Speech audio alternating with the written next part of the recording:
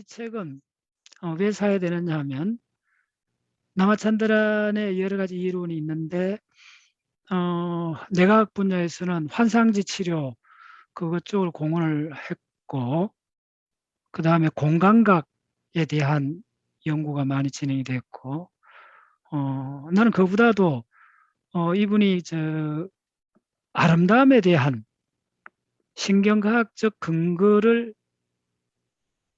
좀 체계적으로 생각해 본 사람 중에 한 명이야. 그래서 상당히 브레인을 오랫동안 한 분으로서 우리 인간의 브레인이 어떤 때 아름다움을 느끼는가, 이 문제를 갖고 그 남아찬드란 인터넷 사이트에 들어가면 이게 10개로 영어로 나와 있습니다. 상당히인데 근데 자기의 저술에는 그걸 언급한 데가 없어요. 근데 이 책의 중간에 그 10개 중에 한 3, 4가지를 좀 자세히 설명을 해요. 그것 때문에 이 책이 필요해요. 네. 자, 그래서 이 책 내용은 아름다움을 내각적으로 어떻게 보느냐. 여러분, 아름다움이 뭘까요? 우리는 어떤 때 아름다움을 느끼느냐. 아름다움이 도대체 뭘까? 동양적 사고는 진선미를 추구하죠. 진과 선과 미. 예. 그래서 진에 가까운 사람들은 구도자가 되고, 선에 가까운 사람은 자선사업가가 되고, 미에 가까운 사람은 예술가가 되죠. 근데 미하고 아름다움하고 진리를 추구하는 거하고는 굳이 우위를 따진다면 그 어떤 상황일까? 뭐 이런 것도 좀 궁금해져요. 근데 아름다움은 실용적으로도 삶 자체에서도 엄청 중요하죠. 자, 교량을 설계하고 건물을 짓고 도로를 깔 때 아름다운 개념이 안 들어가면 어떤 상황이 벌어지느냐면요. 내가 어느 대학이라고 이야기는 안 하겠는데 10년 전에 대략 한 10년 전인데 어느 대학 교정을 가다가 그 건물들을 보고 너무 마음에 안 드는 거예요. 그래서 내가 그쪽 대학생 몇 사람을 붙들어 놓고 물었어요. 자네들은 이 학교에서 뭐 석박사를 하면 5, 6년씩 이렇게 보내는데 그 5, 6년 몸담고 있는 이 공간에 대해서 어떤 느낌을 갖느냐 물어봤어요. 그 산책을 하다가 학생 탁 붙잡아 놓고 물었어요. 그러니까 그런 질문을 딱 했더니 이 학생들 표정이 무슨 희한한 아저씨가 있다 이런 식으로 이렇게 보면서 웃으면서 글쎄요 생각 안 해봤는데요. 우리 학교가 어땠어요? 이렇게 이야기하는 거예요. 내가 그날 오후에 한 5명 학생한테 물어봤어요. 제대로 대답하는 학생이 없어요. 근데 그 중에 한 학생이 이렇게 히스테릭하게 이렇게 이야기하더라고요. 그래 우리 학교 건물 목욕탕 건물 같아요. 이렇게 또 이야기는. 땡 맞아. 그 건물 외벽에 눈에 보이는 외벽에 뭘 해놨냐면 타일을 박아놨는데 타일이 옛날에 그저 오래된 그 목욕탕 가면 그런 뉘앙스의 타일이 있잖아요. 또 군대 막사 비슷하게 대학을 지는 거예요.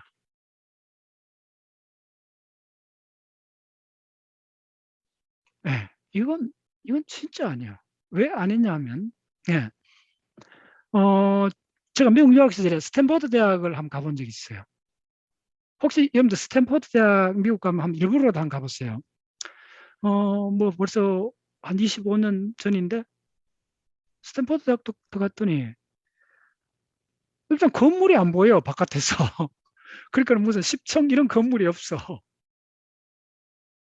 그 들어가는 입구에 굉장히 큰 한 뭐 30m쯤 되는 유칼립스 나무가 쫙 숲이 있어요. 일단 그거에 압도가 돼. 무슨 원시 자연의 같아. 그 유칼립스 나무를 보면. 그래서 야, 그건 묘하다. 이렇게 하면서 쓱 들어가 봤는데 건물이 거의 대부분 건물이 2층 건물이에요. 빨간 벽돌 건물인데 그 숲 높이하고 그 빨간 벽돌 건물에 주는 이 분위기가 여기 있고 싶어. 예. 그런데 목상 타일 같은 걸 붙여놓고 군대 막사같이 그런 식으로 우리나라 공대 건물들이 대부분 그렇습니다. 대학마다. 그런 데서 4년, 석박사까지 하고 6, 7년 보내고 나면 그 사람들의 미적 감각이 예, 훼손이 돼요. 미적 감각이 훼손이 되면 뭐하고 관계되느냐 하면 판단력하고 관계가 돼요. 자, 다시 한번 이야기할게요. 이건 굉장히 중요한 이야기예요. 판단력하고 관계돼요. 왜냐하면 아름다움을 추구하는 우리의 정서가 그냥 그 다 에너지가 드는데 그냥 진화되어 온 게 아닙니다. 예, 반드시 어떤 그거 없으면 안 되는 아주 긴박한 무엇이 있어요. 그래서 우리나라 유명한 건축가 김중업 선생이 했던 유명한 말이 있습니다. 건축가가 되어야 될 사람이 있고 건축가가 되면 안 되는 사람이 있다는 말을 했어요. 이거는 건축을 전공하는 사람한테 하는 말입니다. 김중업 선생님이. 무슨 말이냐면 건축을 전공하는 사람 중에도 다 건축가가 되면 안 된다는 거예요. 이 감은 배웠을 때는 그런 문제가 아니고 물론 나중에 훈련하면 좀 더 좋아지는데 우리가 노래를 잘하거나 뭐 달리기를 잘하면 타고나잖아요. 어느 정도까지. 그거 비슷하다는 거예요. 근데 건물이라는 게 적어도 4, 50년 가고 어떤 거는 100년씩 이렇게 가잖아요. 그런 건물을 아름답지 않게 지어놓으면 그거 부수지도 못하고 수십만 명이 그걸 경제적으로 환산해야 돼요. 그래서 김중국 우리나라 대표적인 건축가 그 공간 사랑 있죠. 여러분 그거 꼭 한번 가보세요. 저는 공간 사랑 한 가봤는데 공간 사랑이란 건물이 우리나라에서 건축학에서는 아주 그 걸작이라 그러잖아요. 예. 뭐 그냥 쪼매는 건물이요. 건축가가 되면 안 되는 사람들이 있어요. 그 사람들이 막 건물을 지으면 사회 전체가 피해를 봐요. 20년이 아니고 100년 정도 이렇게 갈 거예요. 자, 석굴암 불국사를 한번 생각해 보세요. 거의 1500년 됐잖아요. 그걸 경제적 가치로 한번 환산해 보세요. 100조 원이 넘을 거예요. 언젠간 이건 그 예담입니다. 여러분들 메밀꽃 필 무렵이라는 그 소설 있잖아요. 그거에 대해서 어떤 사람이 평가를 했는데 그걸 경제적으로 환산을 하면 거의 한 10조 원 정도 가치가 있다. 이런 이야기를 해요. 우리 국민들이 우리나라 사람들이 갖고 있는 메밀꽃 필 무렵의 그 정서를 경제적으로 환산하면 해보세요. 그거 몇 페이지 안 돼요. 아마 여러분들 메밀꽃 고등학교 책에 나오잖아요. 아직도 저도 기억나는데 그 메밀꽃 필 무렵의 그 평가가 뭡니까? 시적 수준에 오른 수필이라 그러잖아요. 수필이 얼마나 탁월했으면 시적 수준에 올랐다는 거예요. 그 수필이. 그 봉천장에 가는 그 장돌뱅이 장사꾼 이야기잖아요. 메밀 흐트러져 소금 뿌려놓은 같은 메밀밭에 달밤에 이선달인가 하고 두 사람이 이렇게 가는 그 장면을 묘사하는 거 한번 보세요. 온통 소금을 뿌려놓은 그런 메밀밭 이야기가 나와요. 그 문장은 보면요. 진짜 한 줄 한 줄이 그냥 음. 아름다움은 있어요. 아름다움은 있어요.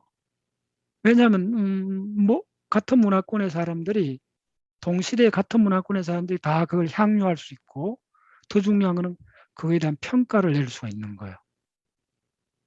평가를 낼 수가 있는 거예요. 자, 그래서 아름다움의 그 라마찬다르는 이야기하는 10가지 신경학적 원리가 있다는 거예요. 물론 이거는 이 사람이 이제 책에서도 이건 하나의 가설이고 본인이 그렇게 생각한다는 거고, 뭐 여러분 나름대로 그런 이론을 세울 수 있어요. 중요한 거는 라마찬다르니 아마 최초로 10가지 그 원칙을 제시를 한 거예요.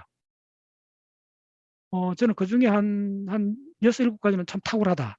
한두 개 정도는 내가 바꾸고 싶다. 이런 생각도 들고 하는데, 여러분도 만들 수 있어요. 오케이, 좋아요.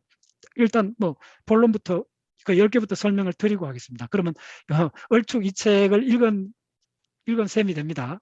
그래서 자, 라마찬드란의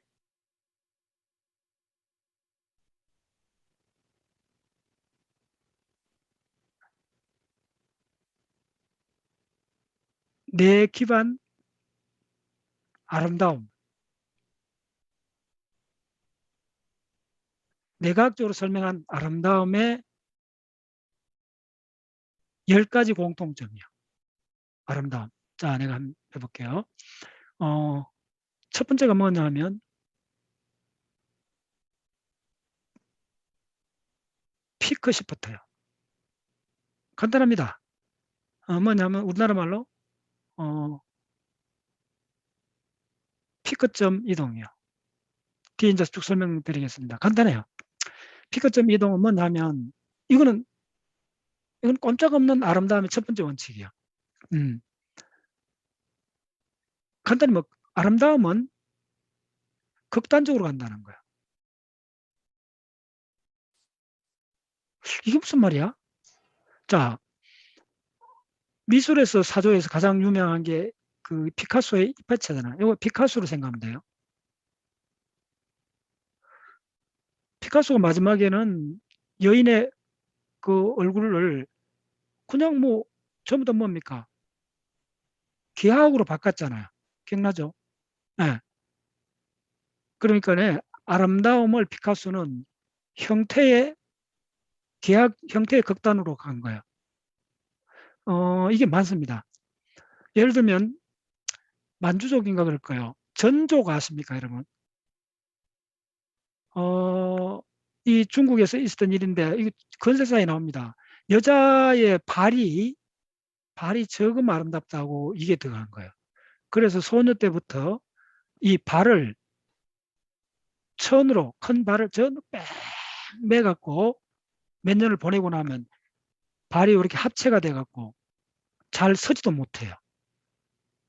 이거 무슨 세상에 이런 일이 다 있나 하죠. 인터넷에 찾아보면 많이 나옵니다. 뭐, 아이고, 뭐 끔찍해가 볼 수도 없어요. 저도 그 자료 갖고 있는데. 근데 왜 그때 당시에는 발이 무지하게 적은 걸 그렇게 선호했는가?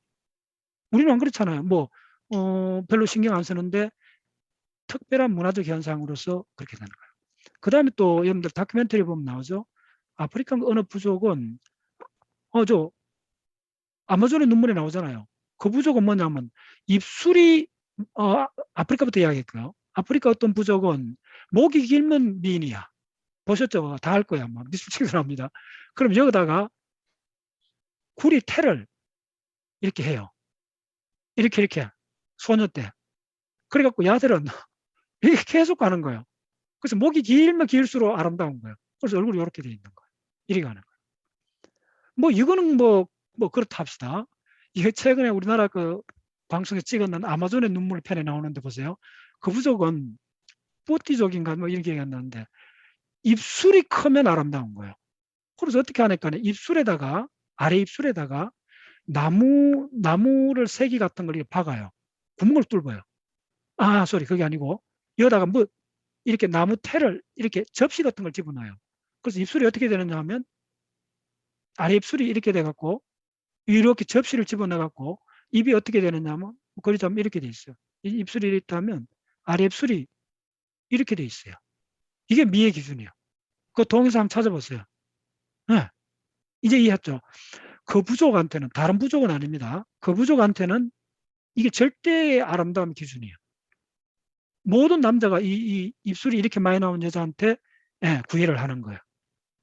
이것도 마찬가지, 전족도 마찬가지고, 요거 목 긴 여자도 마찬가지고, 이거요. 이거는 이거는 한두 예가 아닙니다. 이 아름다움의 생물학적 근거는 성선택입니다. 이 다인 진화론의 가장 핵심이 성선택 이론입니다. 공작의 꼬리가 그렇잖아요. 항상 우리 저 초등학교 때 배웠잖아요. 공작의 꼬리가 이게 휘황찬란한 거예요. 그럼 뭐냐면 이거 날 잡아먹으세요 하고 표시하는 거예요. 생존에서 극단적으로 위험한데 숨고 도망을 가야 되는데 꼬리를 이렇게 화려하게 제시를 하는 거예요. 왜냐하면 수컷을 유혹하기 위해인가 그럴 거예요. 이게 암수 그런 거예요. 전부 다 그렇다는 거예요.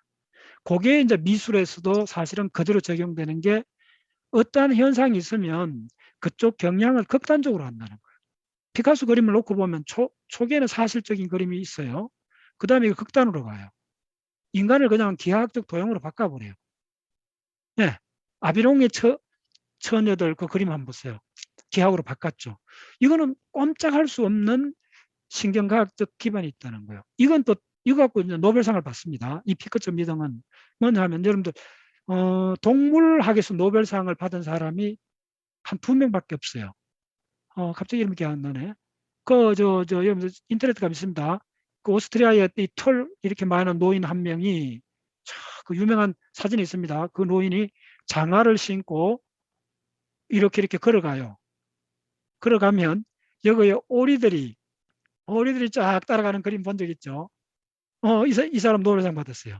받은 이유가 뭐냐면 바로 이걸로 갖고 받았습니다.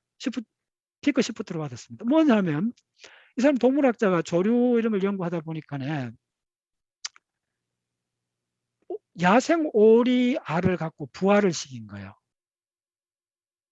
그리고 어떻게 나면 그러니까 어미에서 알을 훔쳐와 갖고 인공적으로 부화를 시키고 새끼가 이 부화대가 딱 나올 때 자기가 하고 서 있었는 거예요. 그 이 사람이 항상 뭐 야외에서 활동을 하니까 강이나 숲 이런 데 활동에 장화를 신고 많이 다녔던 모양이에요. 그런데 이 새끼가 깨어나자마자 이제 걷기 시작했는데 자기만 쫄쫄쫄 따라오는 거예요. 이 사람이 놀라운 거예요. 알고 봤더니 자기가 요 오리 새끼가 처음 나왔을 때 본 게 장화였던 거예요. 그러니까 장화가 지금 애민 줄 아는 거예요. 이건 동물학에서 유명한 실험입니다. 그래서 새들이 부화를 했을 때 맨 처음에 볼 수 있는 것은 자기 품었던 자기 애미밖에 못 보는 거예요. 확률적으로 99%예요. 다른 동물이 있을 수가 없잖아요. 그러니까 그게 각인이래요. 이게 유명한 임프린팅이라는 현상입니다. 임프린팅. 이거 생물학 용어입니다. 그러니까 각인돼 버린다. 각인이란 말을 씁니다. 처음 딱 봤을 때 그러니까 처음 태어났을 때 본 걸 의미로 유선적으로 인식을 해버리는 거예요. 그 장화같이 의미가 된 거예요. 장화가 이동하면 장화를 따라가는 거예요. 그래서 노렌츠입니다. 노렌츠. 생각난 노렌츠야. 노렌츠가 그쪽에서 두 번째 실험을 뭐냐면 장하의 요런 모양을 보고 요 실험이 실제로 획기적인 게 뭐냐면 그 다음에는 장하보다도 요렇게 막대기를 요렇게 해놓은 거예요. 그랬더니 요게 더 장하보다도 더 어미성, 어미다움 이걸 더 상징한다는 거예요. 그래서 새끼가 막대기만 따라가는 거예요. 자, 이게 사실 어디냐면 내가 자주 이야기하잖아요. 처칠의 커리컬처는 더 처칠스럽다. 자, 무슨 말인가요? 요 단어를 이해해서 이거 피크점 이동을 이해해요. 이거는 굉장히 명확합니다. 처칠의 커리컬처가 더 처칠적이다 그래요. 이 말 이해하시나요? 이 말을 이해하셔야 돼요. 이 말을 이해하면 피카소를 이해해요. 처칠의 커리컬처는 뭐냐면 처칠에서 처칠적이지 않은 모든 걸 빼낸 상태예요. 이해하셨나요? 자, 처칠이라는 사람이 뚱뚱하고 정치가고 해군 장교였고 굉장히 유머스럽고 문학도 잘하고 그 파이프 담배 노상 피우고 우리가 처칠에 대한 많은 이미지를 갖고 있잖아요. 그런데 처칠의 커리컬처는 뭐냐면 간단한 만화같이 선으로 처칠을 그리는 거예요. 그거 보면 정보가 몇 개 없어요. 그냥 손으로 그렸는데 어떻게 실물 사진보다 더 처칠적이냐. 뭐냐면 처칠보다 처칠에 관한 정보가 가장 빈약한 처칠을 간단히 윤곽선 그리는 거 커리컬처잖아요. 그게 어떻게 처칠의 모든 정보보다도 더 처칠적인가. 아름다움의 요소 중에 하나는 신비하라는 게 있습니다. 감춰졌기 때문에 우리 브레인은 감춰진 거 있으면 뭐든지 꼭 뒤집어서 찾아내려고 그래요. 그럼 뒤집어서 찾을 수 없으면 자기가 만들어내요. 그게 신비합니다. 이건 나무랄 문제가 아니고 인류 공통 인간이 갖고 있던 본질적인 특징입니다. 그게 뭐냐면 그게 미학의 첫 번째 원리인 피크점 이동입니다. 네. 뭔가 기록이 없으면 신비화식이에요. 그럼 개개인은 해석의 자유도가 주어져 있어요. 그럼 어떻게 되느냐 하면 극단으로 가요. 그게 무작위 벌어져요.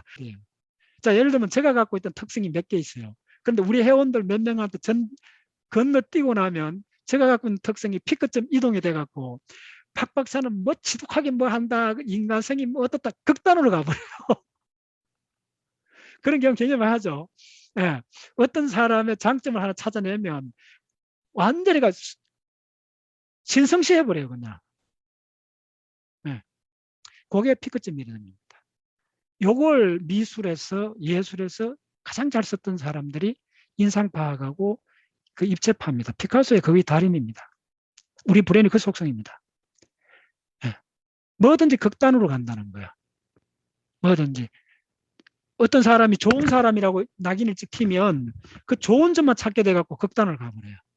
자, 여기 두 번째, 세 번째 미학의 원리가 나옵니다. 그게 바로 뭐냐면 컨트라스트입니다. 오케이. 무슨 말인지 알겠어요? 얼마나 좋은 컨트라스트예요. 자, 컨트라스트 뒤에 설명드리겠습니다. 컨트라스트가 누구나 다 쓸 수 있는 미학의 원리입니다. 자, 국회의원 처음 나간 사람 어떻게 해요? 항상 국회의원 나면 마이크 잡고 그냥 일장 연설을 하잖아요. 근데 뭐냐면 그때 목청 높게 이야기하는. 자, 우리가 보통 이야기할 때는 소리를 높여요. 뭐 저도 그렇고 중요한 할 때. 컨트라스트를 높이는 거예요. 네. 그래서 사춘기에 갓들은 여고생들이 나중에 여자들이 처음 이게 옷을 입을 때, 남자도 마찬가지입니다. 옷을 입을 때 컨트라스트를 확 주는 거예요. 청바지를 입으면 위에 빨간 티를 입는다든지 컨트라스트 확 주죠. 컨트라스트 왜 줘요? 눈에 띈다는 거예요. 컨트라스트 다른 말은 그냥 눈에 띈다는 거예요. 그럼 어떻게 되느냐? 예, 선택이 되는 거예요. 그리고 컨트라스트는 현저성하고 같습니다. 자, 첫 번째 피크점 이동은 워낙 중요합니다. 자, 두 번째가 뭐냐면 그룹입니다. 예, 자, 간단해요. 코스모스가 이렇게 한 폭이 피어 있는 것보다 코스모스가 쫙 들판에 있을 때가 더 아름다운 거예요. 그룹입니다. 이건 누구나 다 알고 있죠. 그룹입니다. 세 번째가 뭐냐면 컨트라스트입니다. 요게 진짜 참, 요거는 독입니다, 독. 요걸 훈련받지 않는 사람이 누구나 쓰고 싶은 유혹이 있어요. 그거는 강의하는 사람이 너무 강하게 강조하는 거, 컨트라스트를 주는 거예요. 그러면 색깔의 컨트라스트, 이거는 누구나 다 알아요. 더 중요한 건 의미의 컨트라스트에 다 뻑 넘어가는 거예요. 의미의 컨트라스트. 의미의 컨트라스트는 어떻게 주어지느냐 하면 뒤에 예를 많이 들어줄게요. 근데 이 컨트라스트는 독이라고 내가 칭하는 이유가 뭐냐면 무조건 가급적이면 조금 써야 돼요. 그래서 이렇게 제가 그림을 그릴 때 자료를 많이 만나보면 붉은색은, 붉은색은 10% 쓰면 안 돼요. 활용 점점점은 점 하나 찍을 때 붉은 점을 찍으면 확 살아나요. 조금 써야 되는데 컨트라스트를 많이 주면, 조절 못하면, 이거는 촌스러워요. 금방 드러나요. 촌스럽다고. 아주 그냥 미학적으로 이거는 이거는 이거 많이 보면 어떻게 되냐. 컨트라스트 많이 준 거 보면 알아요, 여러분들. 뭐냐면 이걸 많이 준 걸 피곤하다 그래요. 예. 신경이 많이 쓰인다는 말이죠. 예. 네 번째 원칙이 뭐냐 하면 컨트라스트. 자, 뭐 몇 개 안 되니까 다시 적어 드리겠습니다. 가장 중요한 게 피크 이동, 그 다음에 그룹화, 그 다음에 컨트라스트. 이게 대조입니다. 다른 말로 하면 대조. 그 다음에 뭐가 있나 하면 엄폐입니다. 엄폐. 예. 네 번째 엄폐인데, 엄폐를 설명드릴게요. 이건 다 할 거잖아요. 예를 들면 뭐 어른들이니까 누드가 있대도 그냥 노골적인 누드보다도 사람들이 더 끌리는 것만 하면 적당히 가린 누드예요. 자, 엄폐가 왜 이게 모든 곳에 동작하느냐 하면, 여러분들 도시의 거리를 산책하고 싶어요? 시골길을 산책하고 싶어요? 당연히 시골길을 산책하고 싶어요. 왜 그럴까요? 자, 도시의 거리는 이렇게 돼 있어요. 직선이요. 그럼 내가 걸어가면 보이잖아요. 보이잖아. 이걸 뭐라 하면 뻔하다 그래요. 뻔하다. 뻔하다는 말은 무슨 말이냐면 내가 브레인이 탐색을 할 필요가 없다는 말입니다. 됐죠? 시골길은 어떻게 되나 보여줄게. 지금 그렇습니다. 오늘 같은 날, 예, 오늘 같은 날 저 강원도나 저 경주 저쪽 시골에 이렇게 가면 시골 말이 이렇게 돼 있어요. 옛날에 이제 뭐 초가집이 이렇게 합시다. 이렇게 있으면 제주도 돌담길, 이렇게 돌담길이잖아요. 이렇게 돼 있어요. 그럼 내가 여기서 걸어가요. 그러면 내 시선이 이렇게 가면 이 돌담길 뒤에가 안 보여요. 골목이 이렇게 돼 있어요. 집이 이렇게 있어요. 그러면 자, 왜 시골길을 걸으면 시간 가는 줄 모르고 온갖 생각이 떠오르고 그렇게 푸근하냐 하면 끊임없이 내 발길을 예, 유혹하는 거예요. 그러니까 뭐냐면 내 발길이 그러면 탐색 모드가 되는 거예요. 탐색 모드란 말이 핵심입니다. 예. 왜 탐색을 하게 되느냐면 보이지 않으니까 그래요. 보이지 않는단 말이 가장 핵심입니다. 보이지 않을 때 우리는 어떻게 하느냐면 내가 브레인이 보이지 않는 부분을 그려요. 그려 넣어요. 이걸 상상이라고 그러죠. 자, 구체적인 예를 들어줄게요. 여러분들 지금은 TV를 보잖아요. TV를 보는 게 그럴까요? 라디오를 듣는 게 그럴까요? 자, 한번 보여줄게요. 지금 또 꽤 많은 사람들이 라디오 드라마, 라디오를 시청하는 사람들이 있어요. 내가 놀랐어요. 한, 한 10년 전에 내가 라디오에 KBS 경인방송에서 라디오 가서 방송을 잠깐 인터뷰를 한 적이 있는데 시청자도 의외로 많더라고. 그다음 라디오 방송 그 누가 듣는 요즘 뭐 인터넷 볼 것, 텔레비전 볼 것 넘쳐나는데 그렇지 않다는 거예요. 일정한 숫자의 청취자들이 있다는 거예요. 자, 근데 이건 단순 비교하기 좀 그런데 시간을 돌려보면 텔레비전이 나오기 전에 라디오 시대가 있었어요. 그때 사람들이 라디오 드라마에 몰두했던 그 몰두 정도가 텔레비 드라마를 능가합니다.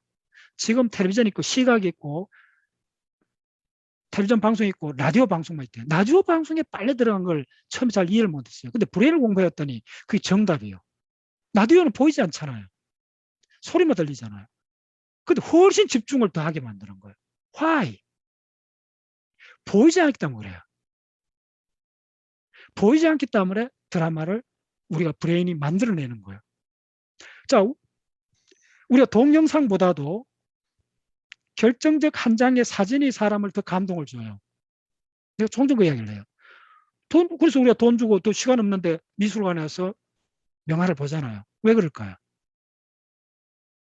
그보다 더 아름다운 장면 넘쳐나요. 동영상은 결코 결정적이지 않습니다. 브레인이 공부해보면 또 놀라운 게 총 천연색하고 흑백이 주는 정보량이 별 차이가 없다는 겁니다. 정서적 그거는 조금 있는데 정보적으로는 별 차이가 없대요. 자, 그럼 무슨 말이냐면 명화를 보면 명화는 한 장면이잖아요. 장면이기 때문에 시간이 흘러가지 않아요. 우리는 그 명화 앞에서 스스로 스토리를 만들어내는 거예요. 왜? 극적인 한 장면을 갖고 그림을 그렸고 아름다운 풍경이든 뭐든 인물화든 보면 인물화 특히 그래요. 인물화에는 시간이 고정돼 있잖아요. 근데 그 사람 얼굴이 화가의 아주 심층적 예술 혼이 담긴 이 초상화, 이 그림을 넘브란트, 제가 루브르 박물관에서 넘브란트 자상 그 방에 가서 아직 그 감동을 아직 갖고 있어요. 그때 굉장히 넘브란트의 그 자화상이 유명하잖아요. 예. 그 어리실 때부터 자화상이 쫙 있는데 그 자화상을 보면요. 시간이 고정돼 있잖아요. 근데 얼굴이 특히 나이가 들었을 때 렘브란트 자화상을 보면 얼굴에 시간의 흔적이 보이는 거예요. 오케이? 그걸 읽어내는 거는 여러분들 각자 경험에 의해서 여러분 각자가 다시 읽어낸 능력이 천차만별입니다. 근데 제가 봤을 때는 감동적인 거예요. 시간이 읽혀요. 네. 이게 미학의 원리입니다. 봤죠? 전조, 목 긴 거, 입술 이렇게 나오는 거, 그로테스크하죠. 괴기스럽죠. 괴기스럽다기보다는 적절한 말이 그걸 직시해 봐야 돼요. 그게 공통 원리가 있어요. 그게 미학의 원리요. 중독의 원리요. 미학의 원리는 중독의 원리하고 동전의 양면 같습니다. 글로 갈 수밖에 없어요. 네. 네. 컨트라스트가 지금 오징어 게임만큼 극단적으로 좋은 컨트라스트가 없어요. 의미에 있어서. 뉘앙스의 컨트라스트입니다. 컨트라스트를 색깔로 생각하면 안 돼요. 가장 들어가는 의미의 컨트라스트를 주는 게 두 번째예요. 세 번째, 이제 고급부 가서는 뉘앙스의 컨트라스트를 줘야 돼요. 정치하는 사람들이 바로 그 능력이 탁월해야 다수 대중의 아이콘이 돼요. 문화의 해고문인을 장악해야 돼요. 저는 항상 그 이야기를 해요. 결국 개념의 공간에서 모든 게 판명이 나요. 그 개념의 공간을 장악 못하면 다른 건 다 그 밑에 종속되게 돼 있어요. 개념의 공간을 장악하라. 그건 용어 하나요. 형용사 하나요. 그 형용사가 딱 적합할 때 써야 돼요. 1% 틀려도 알아봐요, 사람들이. 그래서 그걸 뭐라 그러냐면, 혹시 고조의 미라는 말 들어봤어요? 고조의 미. 어설픈 것 같은데, 뭔가 엉성한 것 같은데, 보면 볼수록 뭐라 그러죠? 묘하다 그러죠. 오케이. 바로 그겁니다. 미의 최고 경지는, 예, 어찌 보면 굉장히 허술해요. 그게 이조 다완이라 그래요. 일본에서 그 최고하는 국보잖아요. 그 하나가 우리나라 돈 한번 경매 붙이면 1,000억쯤 될 거예요. 이조 다완이 그 조선시대 우리 백자 이 다완인데 저는 그걸 잘하는 분, 우리 경주 그쪽에서 아는 분이 있는데 저쪽에 사우디 왕실에까지도 팔고 하는 굉장히 국제적으로 이렇게 많이 하는 분인데 그 다완 만드는 데 가서 이제 그 설명도 듣고 쭉 봤어요. 같이 몇 분 봤는데 다완이라 그래. 다완. 그거 보면요. 아니 우리 집에 오늘 저녁에도 묵었던 그냥 사발이요. 투박하기 이럴 데 없는 그냥 사발이요. 그런데 그게 일본 최고하는 국보라는 거예요. 조선의 도공이 만들었다는 거예요. 왜 그렇게 됐느냐. 그거 보면 예, 그게 고졸의 미요. 고졸의 미가 왜 최고의 미가 될 수 있나 하면 흉내낼 수가 없어요. 자, 그래서 미학이라는 거는 제가 쭉 봤을 때는 다 뭘로 모이느냐 하면 마지막에 묘하다는 느낌이 들어야 돼요. 그래서 아름다움은 뭐냐면 내각적으로 감각을 지연하는 현상입니다. 오케이? 오늘 강의 주제가 나왔어요. 아름다움은 뭐냐면 저한테 물으면 감각을 지연하는 거다. 예. 우리가 이걸 아름다움은 브레인 안에서 계산되어 나오는 다층적이고 아주 복합적인 현상입니다. 반드시 시간이 필요해요. 그 시간을 오래 끌면 끌수록 우리는 그걸 뭐라 표현하느냐 하면 설명은 못하기 때문에 끌어당기기는 하는데 그러면서 희끗희끗 보게 하고 머뭇거리게 하는 거예요. 발길을 못 돌리게 하는 거예요. 그 그림 앞에서. 도대체 뭐가 그렇게 할까요? 그게 뭐냐면 우리 브레인에서 그걸 계산을 해요. 저게 뭐지? 저게 뭐지? 그래서 하는 말이 묘하다 그러는 거예요. 자, 묘하다는 말의 본질을 내가 설명을 드릴게요. 여기에 바로 아름다운 본질이 있습니다. 은폐는 이해됐죠? 은폐는 자, 라디오 드라마가 더 집중을 주고 하는 이유가 뭐냐면 보이지 않기 때문에 우리는 만들어내는 거예요. 그래서 이게 뭐냐면 자, 은폐는 진화적으로 설명됩니다. 왜냐하면 은폐는 주로 시각에 하는 겁니다. 우리 인간의 시각은 숨겨진 것을 찾아내는 용도입니다. 찾아내는 방향으로 진화했습니다. 여러분들 도시를 산책했을 때하고 등산을 하면서 산을 볼 때하고 우리의 시선이 처리하는 방향이 달라요. 저는 그걸 한 10년 전부터 깨달았는데 도시를 이렇게 걸어가 보면 우리가 낯선 곳, 산이나 어떤 다른 자연 환경 속에 노출되면 우리 시선은 항상 뭘 탐색하려고 그래요. 등산을 해보면 알아요. 호주 사막에 가보면 알아요. 뭔가 그림 탐색을 해요. 가만히 내버려둬도 뭐가 있지 탐색을 해요. 왜 그럴까? 우리 시각은 숨겨진 걸 찾아내는 거예요. 5억 년 전에 우리 감각기관 중에서 눈이 먼저 진화되어 옵니다. 청각은 나중에 진화되어 온 겁니다. 의외로. 그 강의를 많이 했어요.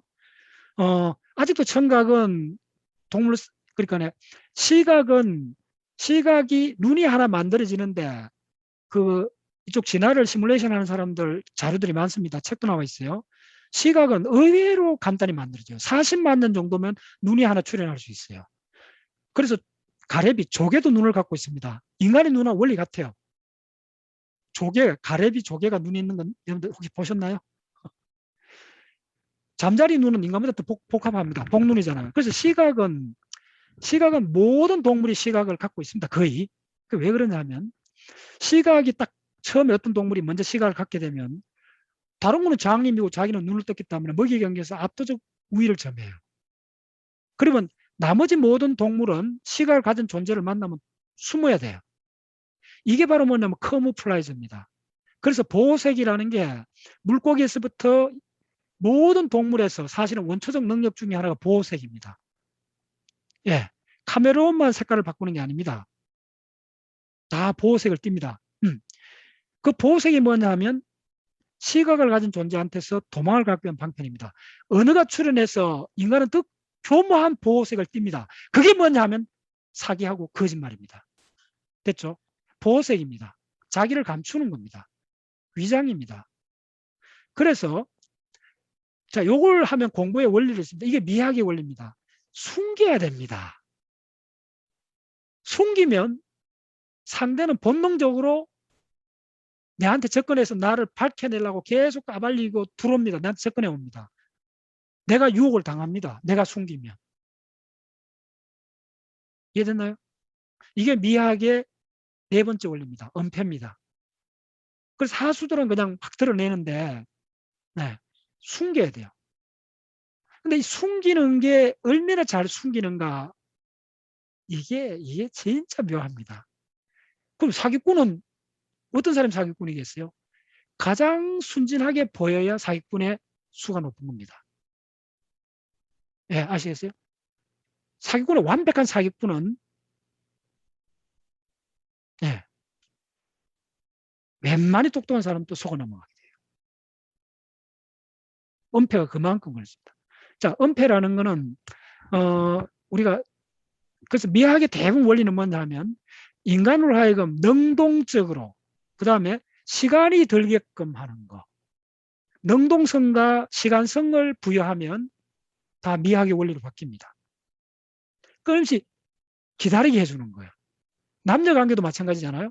남녀관계 사랑 싸움 할 때 보면 밀당을 한다 그러잖아요. 밀당할 때 그 게임이 뭐냐면 간단합니다. 예. 누가 잘 숨기는가 그 게임이잖아요. 예. 다 하잖아요. 예. 답답한 사람이 먼저 패를 보여버리는 거예요. 예. 이게 미학의 원리에서 나온 겁니다. 은폐까지는 그냥 이해됐죠. 그래서 은폐가 또 너무 많이 쓰면 안 돼요. 그러면 이제 은폐가 너무 많이 쓰면 포기를 해버려요, 사람들이. 자, 다섯 번째가 뭐냐면 대칭입니다. 예, 박자세의 아주 기본 대칭 원리가 나오죠. 이게 미학의 원리입니다. 이건 다 알죠. 이거는 이제 진화적으로 어떻게 됐나 하면 아프리카 같은 데나 우리가 야생 환경에서는 벌레나 그 피부병들이 많아요. 그러면 다리에 사진 같은 거 보면요. 다리에 이 저 종 뭐 물리고 이거 뭐 이렇게 들어오면 이게 다리가 이렇게 부어요. 염증이 생겨갖고. 그러면 다리 두 개가 동시에 그럴 이유는 확률이 드물어요. 그래 이게 비대칭이 되는 거예요. 얼굴도 딱 대칭이 전 세계 미학하는 사람들이 다 알아요. 대칭이 딱 되면 아름답다 그렇게 봐요. 네. 자, 여섯 번째 다 나열하고 부연 설명드릴게요. 여섯 번째가 뭐냐면 대칭. 그 다음에 뭐 순서를 조금 바꿔도 됩니다. 이게 뭐냐 하면 격리라 그래요.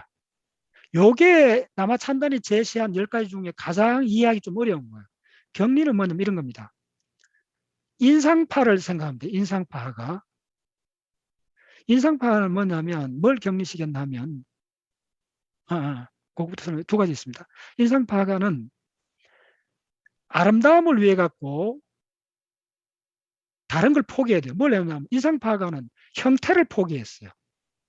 그래서 인상파가는 사람을 이렇게 그리고 뭐 이래 해도 꽃을 그려도 인상파가의 꽃을 보면 어떻게 돼 있나 하면 윤곽이 흐릿해요. 입체파는 윤곽선으로 성부를 받잖아요. 피카소 이 윤곽선으로 성부를 받는데 인상파가는 왜 형태를 흐릿하게 했나 하면 뭘 부각하려면 색조, 색깔, 예, 색깔의 뉘앙스, 뉘앙스란 말이 굉장히 중요한 말입니다. 색깔의 뉘앙스를 강조하기 위해서 형태, 색깔, 구도 뭐 이런 게 있는데 형태를 무시하다시피 하고 이걸 이제 격리했다 그래요. 그래서 색깔 쪽으로 간 거예요. 그 색깔의 모든 걸 정보를 담은 거예요. 자, 요건 그다음 뭐냐면 격리의 대표적인 예가 뭐냐 하면 그 천재자폐증이에요. 자폐아예요. 그거는 예가 많습니다. 뒤에 보여줄게요. 자폐아들이 일부 자폐아가 천재성 자폐아들이 디니안가 하는 그 애가 이제 실명으로 나옵니다. 그 책에. 얘가 말을 그린 거 보면 어린애인데 레오나르도 다빈치가 그린 말만큼 역동적이고 놀라워요. 근데 이제 이 자폐하고 또 하나 뇌 손상된 사람이 갑자기 화가가 되는 경우가 있어요. 별로 훈련을 하지 않은데. 근데 그게 왜 그러냐 하면 이건 답이 있습니다. 두정력. 자, 우리 명상할 때, 초월 명상할 때 제가 설명했죠. 후 두정력. 후 두정력이 특히 공간 지각을 합니다. 근데 이 브레인이 다른 데 고장이 나갖고 문제가 됐고, 요 두정력의 일부만 남아 잘 작동하는 정신병, 뇌 손상인 경우에 그림을 그리려 하면 굉장히 선명하고 상세한 그림을 그려요. 그냥 단순하게 선명하고 상세한 그림이 아니고 역동적이요. 뇌 손상을 당한 사람이 몇 가지 능력이 한두 가지 특출나게 확 발달하는 경우가 종종 있어요. 자, 그건 어떻게 되느냐 하면 이쪽에 부정엽이 이쪽 뒷골 이쯤입니다. 이쪽이 손상이 안 되고 예를 들면 척두엽이나 이런데 전두엽 일부가 손상이 되면 어떻게 되느냐 하면 그래도 이 사람들이 감각기관이 그대로 동작하기 때문에 정보가 들어와요. 들어오면 다른 데는 고장난 곳으로 안 보낼 거 아닙니까? 그러면 대부분 정보가 이 부정엽으로 다 가요. 보거나 듣거나 냄새 맡은 것이. 자, 그러면 어떻게 되겠어요? 그거에서 집중적으로 들어온 감각을 오롯이 자기가 다 처리를 하게 돼요. 이해됐죠? 그래서 형태를 1단계로 굉장히 상세하게 그리고 시각이 그대로 하니까요. 또한 운동 감각, 그다음 청각 이런 것들이 그대로 거기다 가미가 돼 갖고 그림이 단순하게 상세한 세밀화를 그릴 수 있잖아. 그림이 세밀화돼 갖고 예술적인 거하고 관계없잖아요. 무슨 말인지 아시겠어요? 근데 야들의 그림은 예술적으로 탁월한 거예요. 그리고 훈련을 정상인보다 거의 뭐 10분의 1 정도도 안 했는데, 물론 조금 훈련을 해요. 하는데 거의 훈련을 안 하고 보통 화가들이 10년, 20년 해야 될 걸 1년 만에 그 수준 도달해 버려요. 그리고 전시대회를 해요. 전문 화가들이 깜짝 놀래요. 중요하죠. 무슨 말인지 알겠어요? 그래서 아름다움에 대한 내과학적 근거가 있다는 거예요. 이게 경리입니다. 경리라는 게 뭐냐면 불행의 모든 영역이 아니고 상당히 많은 영역이 손상을 입었을 때 한두 영역만 남았을 때 감각 입력이 다 글로 간다는 거예요. 정보 처리가 그거 몰린다는 거예요. 좁은 곳에. 그럼 밀도가 굉장히 높아지고 정보 처리 밀도가 높아지죠. 그러면 덴시티가 높아지면 섬세해지고 정교해져요. 정교해진다. 자, 다시 한번 이야기할게요. 정교해진다. 이게 핵심입니다. 우리 인지가 인간의 그 브레인 능력이 한번 크게 퀀텀 점프를 했어요. 그게 언제냐 하면 바로 짐작했듯이 언어를 사용하면서 인류의 인지가 폭발적으로 증가합니다. 이게 단순한 어휘가 10만 단어로 늘어나고 이런 그 양적인 증가를 넘어서 갖고 질적인 변화를 갖고 와요. 그게 뭐냐 하면 언어는 단순한 인간의 인지작용 중에 하나가 아니고 언어가 들어오면서, 자, 우리 인지작용은 한 5가지로 합니다. 자극기억, 장기기억, 그 다음에 조작 능력, 그 다음에 공감 능력, 뭐 이런 인지작용이 많아요. 인간한테 특출한 그런 작용들입니다. 물론 침판지나 영장류도 일부 가져요. 근데 정도가 너무 차이가 나기 때문에 인간 아주 고유한 그런 능력들이 있는데, 그것을 아주 정점을 하는 게 뭐냐면 언어 능력입니다.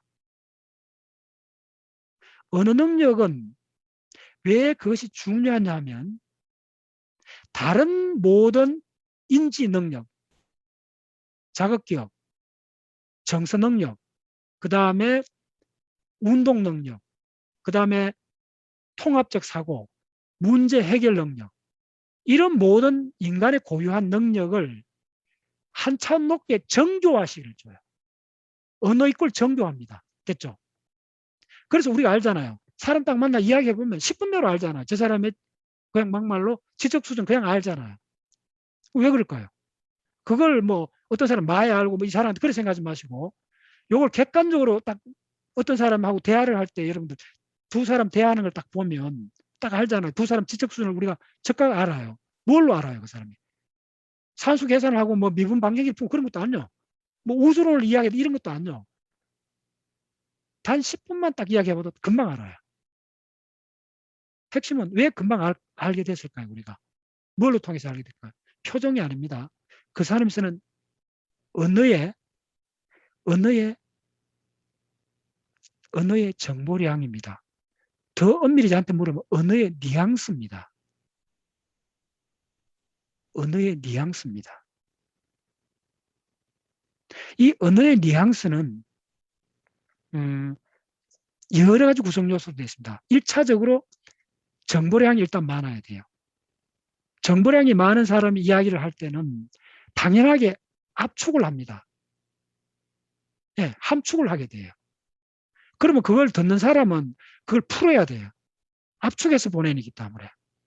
푸는 과정에서 본인이 그걸 정보량을 오버플로가 돼버려요. 그때 상대는 어떻게 느끼느냐 하면 자기한테 말하는 사람이 미스터리하게 보이는 거예요. 경어선사처럼. 예. 결국은 정보량입니다. 자, 다시 들어올게요. 엄폐 지금 어디까지 왔죠? 격리인자 명확히 이해됐죠? 그래서 오늘 여러분들 저를 통해 갖고 이 책 안 읽어봐도 이 책 사갖고 보면 그 10가지 중에 3가지만 설명이 나와요. 근데 오늘 내가 10가지를 다 설명해 드릴 테니까요. 지금 대략 6가지 했습니다. 그래서 대칭은 금방 누구나 다 알죠. 격리가 굉장히 어려워요. 내각적 설명할 부분이 많아요. 예. 그래서 한정된 브레인 영역만이 동작을 하면 그 영역의 입력이 폭주해 들어오고, 그러니까 당연히 그 영역이 굉장히 세분화해서 정보를 처리한다.